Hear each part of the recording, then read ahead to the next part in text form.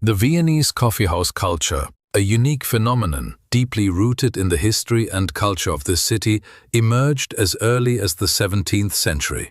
The first coffeehouses opened back then, and since then, many myths have surrounded the origin of Viennese coffee. A popular, albeit less plausible story, claims that the Turks left coffee beans behind during their siege, which is doubtful. It is more likely, however, that coffee came to Vienna through merchants from the Levant, that eastern Mediterranean region. This thesis, supported by historical trade routes and the close relationships between the Venetian and Levantine trade networks, seems much more credible. Yet, who still believes in the simple truth today when the legend is so much more attractive? What makes the Viennese coffeehouses so special is their atmosphere. This unbeatable combination of elegance and coziness that one seeks in vain elsewhere. The high ceilings, the crystal chandeliers, the marble tables, and the tonneau chairs create an environment that is almost predestined for both lingering and working. Here, where time seems to almost stand still, the clock ticks quietly in the background, and the waiter in a tuxedo, this unobtrusive yet always attentive servant of coffeehouse culture, reads every wish from the guests' eyes before they even recognize it themselves. Such an atmosphere, such an interplay of space and service can only be found here in Vienna, in these sacred halls of leisure and refined living, where lingering becomes an art and working a pleasure. In contrast to other coffeehouses around the world, which are usually hectic and functional, the Viennese coffeehouses offer a space of tranquility and contemplation.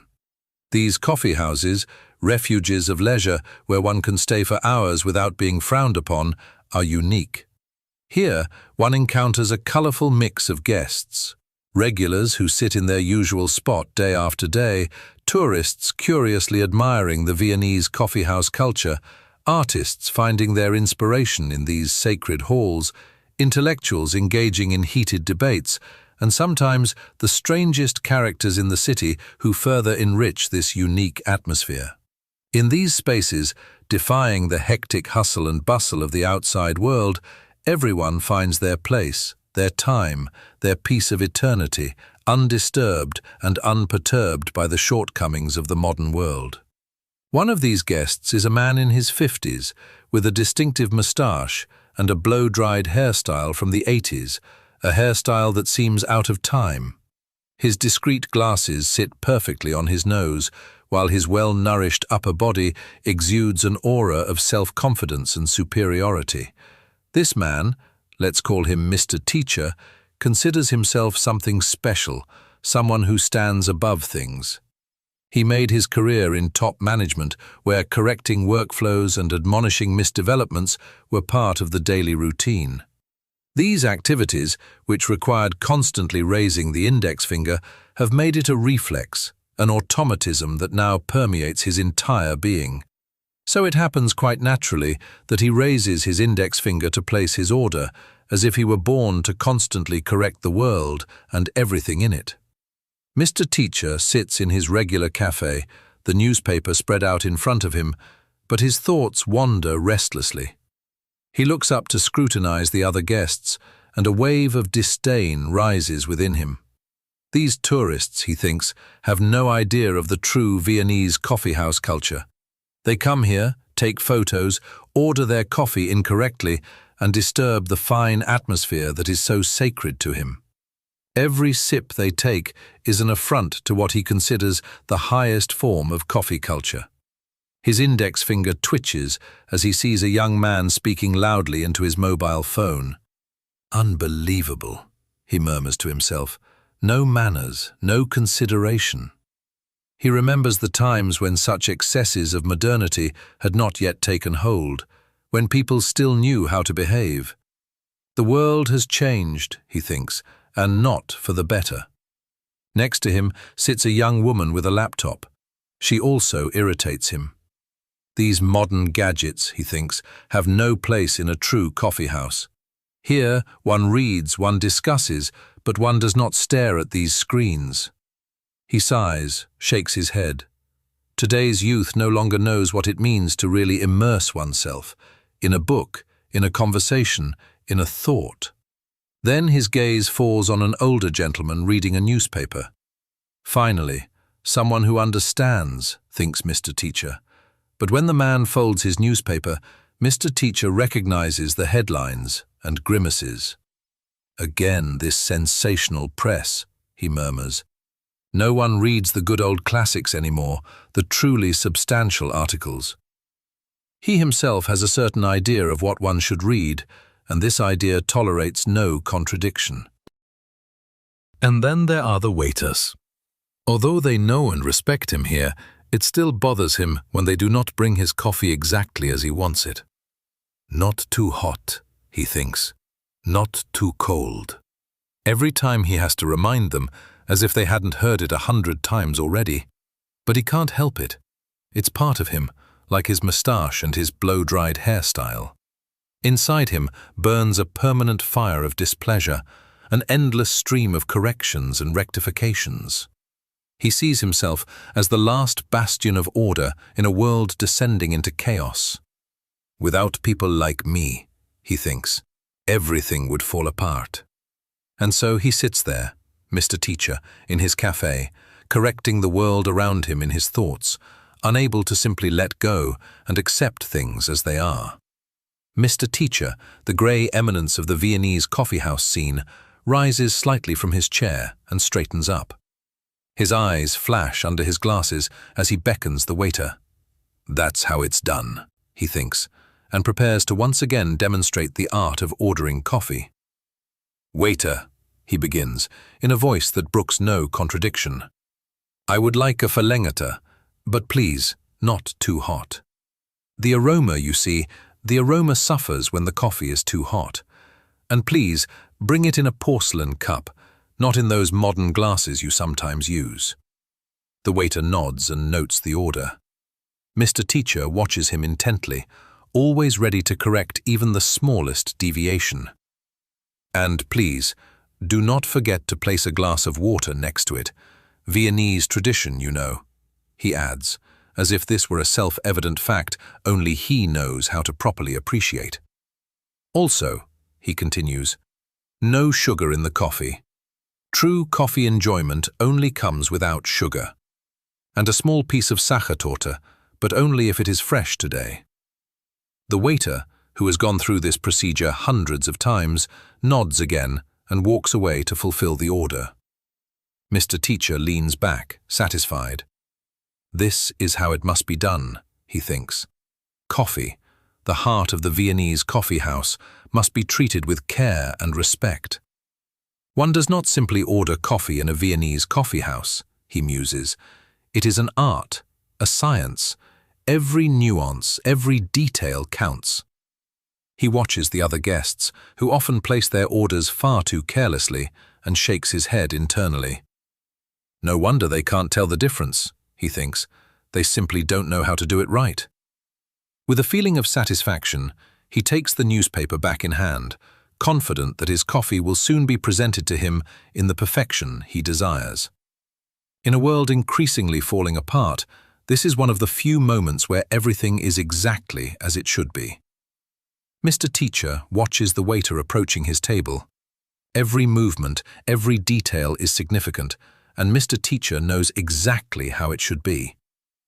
The coffee, he begins his mental lesson, must, of course, be served in an elegant porcelain cup, never in a banal glass. The cup should be on a small saucer, and next to it, always next to it, a silver tray. On this tray, there must be a small glass of water, fresh and clear, to cleanse the palate between sips. He nods slightly as the waiter places the order on his table. The water, he thinks, must never be missing. It is the essence of Viennese coffeehouse culture, a symbol of hospitality and perfection. And the spoon, he continues in his thoughts, must lie on the saucer, the handle pointing to the right, not to the left, not on the cup, but neatly beside it. The waiter has done it exactly right. The spoon, the sugar bowl, even though Mr. Teacher does not use sugar, Everything is in its place. The sugar, he muses further, is for those who do not appreciate the true taste of coffee. But it must be there, for completeness, for perfection. The Sachertorte, he continues, must be served on a separate plate with a small fork and, if done really well, a dollop of unsweetened whipped cream. The cake must be fresh, you can tell by the shine of the chocolate glaze and the moisture of the dough. The entire arrangement, he concludes his mental execution, is a symphony of precision and good taste. Nothing can be left to chance. Every movement, every placement must be thought through. He takes a sip of his perfectly tempered Verlängerter and leans back, satisfied with the world, which, at least in this small frame, is still exactly as it should be. Yes, he thinks, this is how coffee is served in a Viennese coffeehouse. Anything else would be an insult to the tradition and spirit of this place. Mr. Teacher, as usual, sits in his regular café and suspiciously observes the scene around him. His sharp gaze lingers on a waiter who is just bringing an order to a neighboring table. Already from a distance, he can see that something is wrong. How the coffee is served incorrectly, he thinks, feeling his displeasure rising, begins with a cup. The waiter brings the order in a simple glass instead of an elegant porcelain cup. Mr. Teacher shakes his head. Coffee in a glass, he murmurs softly, is a sacrilege, an insult to any true coffee connoisseur. The waiter places the glass on the table without a saucer, without a silver tray. The first mistake, Mr. Teacher thinks. No saucer, no tray. Where is the glass of water? One cannot serve coffee without the accompanying glass of water. His gaze narrows as he sees the spoon. And the spoon, he murmurs further, carelessly laid on the table instead of neatly on the saucer. If there even were a saucer. He watches as the waiter carelessly places the sugar bowl next to it, without a lid, without the careful spoon inside. How can one be so careless, he wonders. Sugar belongs on the table, yes, but neatly, with a spoon in the sugar bowl, not beside it. Then comes the height of displeasure, the Sachertorte.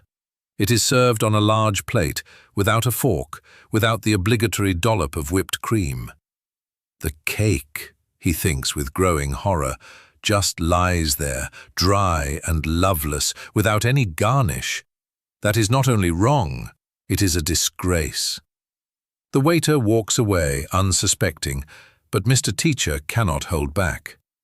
"Excuse me," he calls, and the waiter turns around. "That is not how you serve coffee. The glass instead of the cup, no tray, no water, the spoon without order, and the cake. That cannot be." The waiter, visibly confused and somewhat annoyed, apologizes and leaves, but Mr. Teacher sighs. Things must be done correctly, he thinks. Without attention to detail, the coffeehouse loses its magic, its tradition, its soul.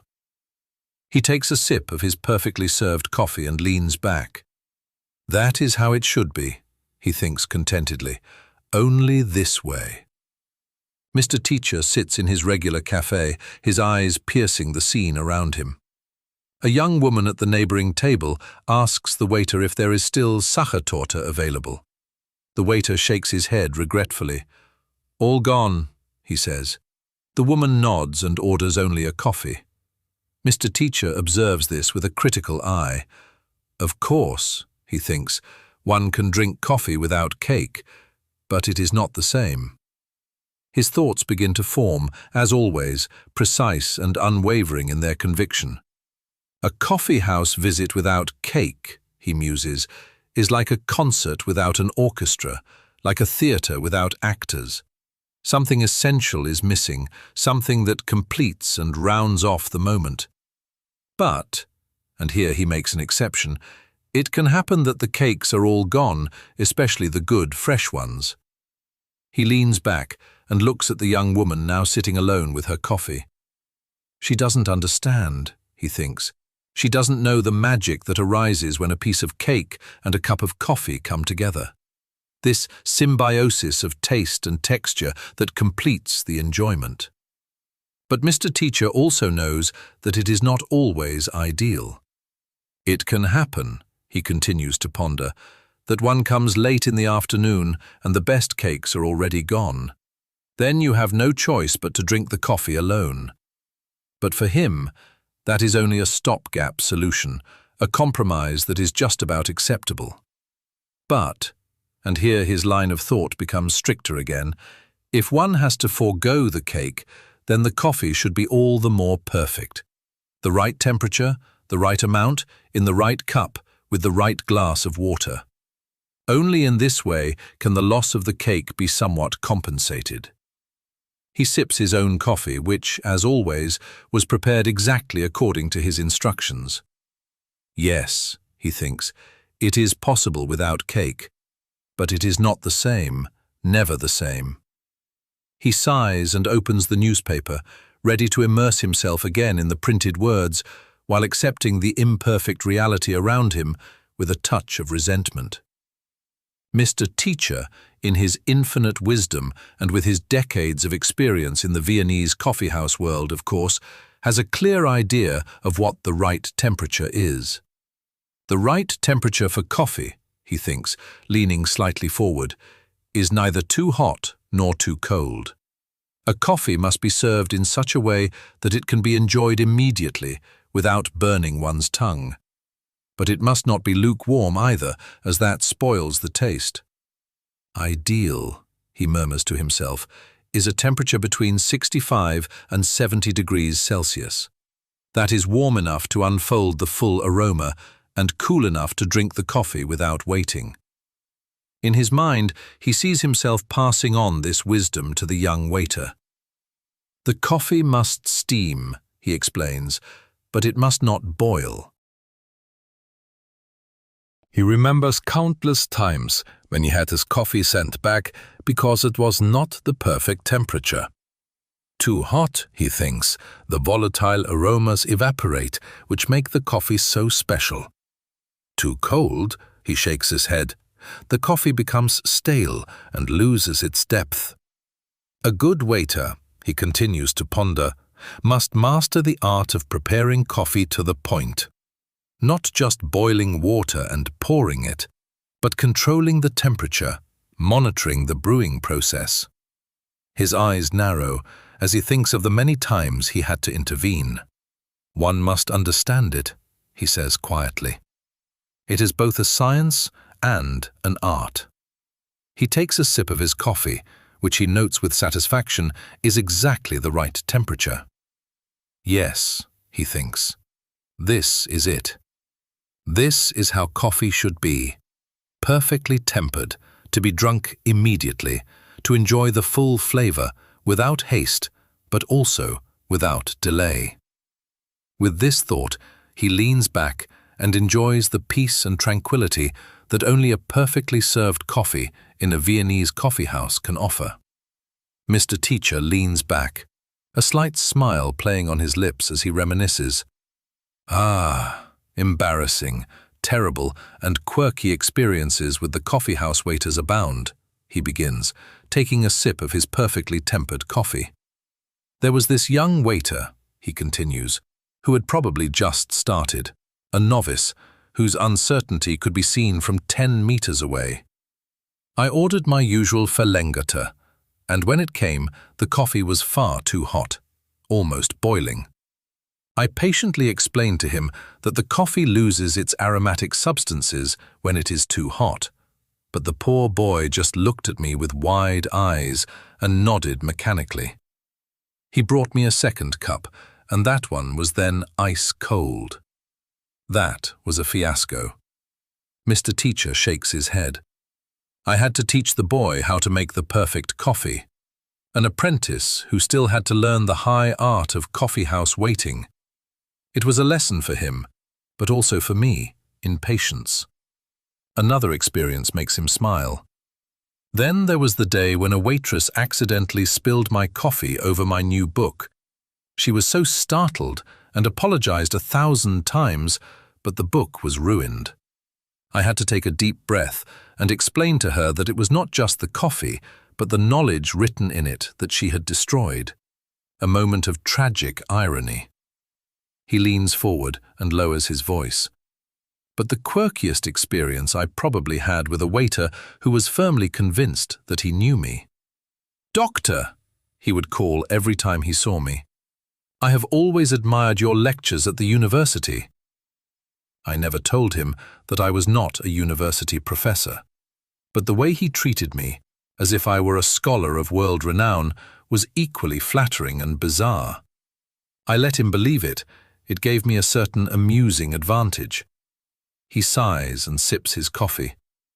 But the worst experiences are those where the waiter simply forgets the coffee. One sits there, waiting, watching the minutes go by, and the coffee just doesn't come. It's like being trapped in a time loop. An unbearable situation in a coffeehouse known for its perfection and punctuality. Yet, despite all these episodes, he concludes, I always come back. For it is precisely these peculiarities, these small human missteps, that make the Viennese coffeehouse what it is. A place full of life, full of stories waiting to be told. And I, Mr. Teacher, am right in the middle, ready to experience each new episode with sharp mind and even sharper finger. Mr. Teacher sighs deeply, and his eyes narrow as he thinks of this recurring inconvenience. Yes, that happens far too often, he begins, with a slightly irritated tone in his voice. It's as if the waiters sometimes deliberately wait for you to express the wish to pay, only to ignore it. He leans forward, hands folded, and recalls numerous such situations. You sit there, having enjoyed your coffee, perhaps a piece of cake, and then signal that you want to pay. The first attempt is always polite. You raise your hand, perhaps make a slight gesture with your index finger. The waiter sees you, you know that for sure, but he pretends as if he didn't notice. Unobtrusive, almost passive-aggressive. Then, Mr. Teacher continues, you increase the intensity of the gesture. Sometimes you call out softly, "Waiter!"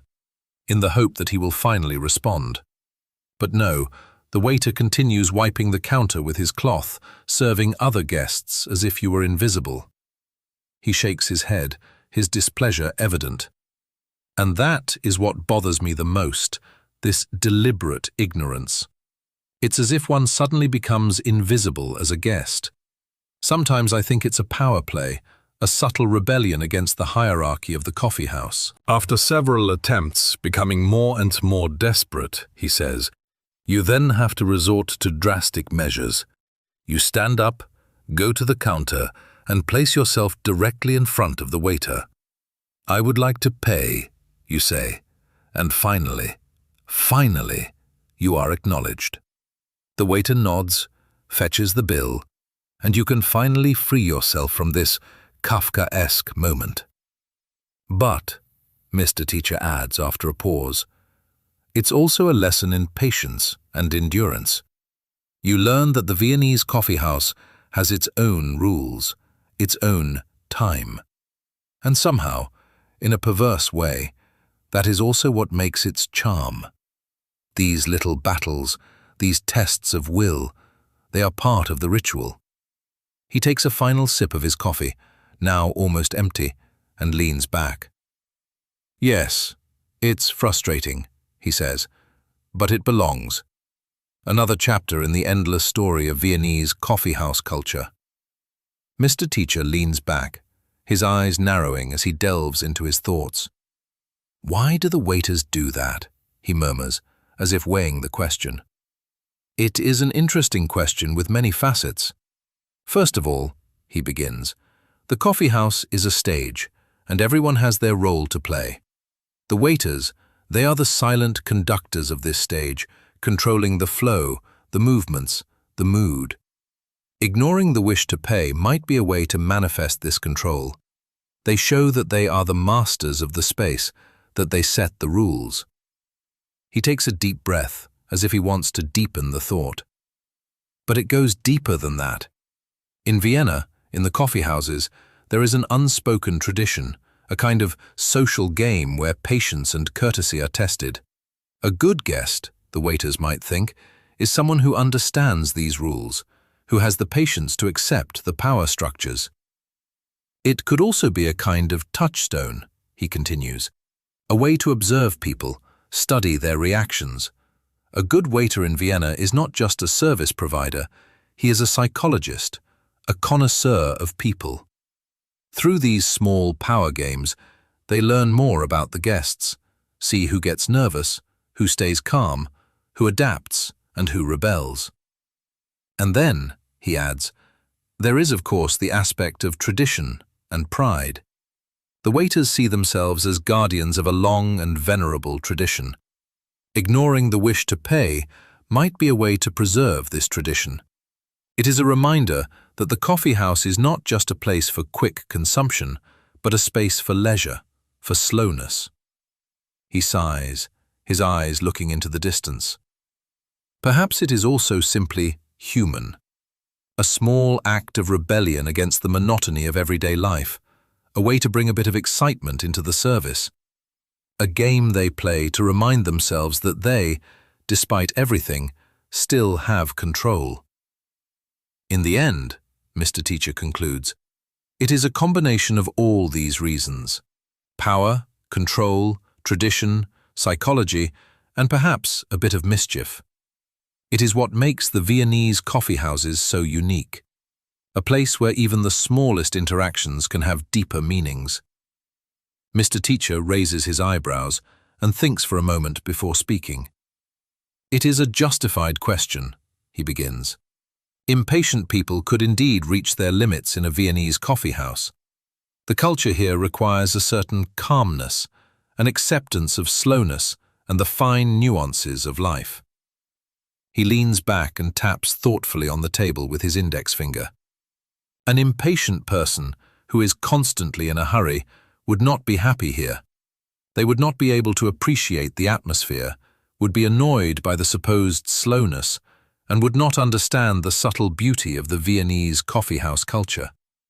For such people, there are other places that better suit their mentality. Alternatives, he repeats, thinking. Well, there are the modern coffee chains that are springing up everywhere. Starbucks and the like, which offer quick service and where everything is geared towards efficiency and speed. There you can get your coffee in a paper cup and move on immediately. But, he adds, if you still want to experience a bit of Viennese charm without the patience tests of traditional coffee houses, you could consider the more modern cafes that offer a mix of Viennese flair and faster service.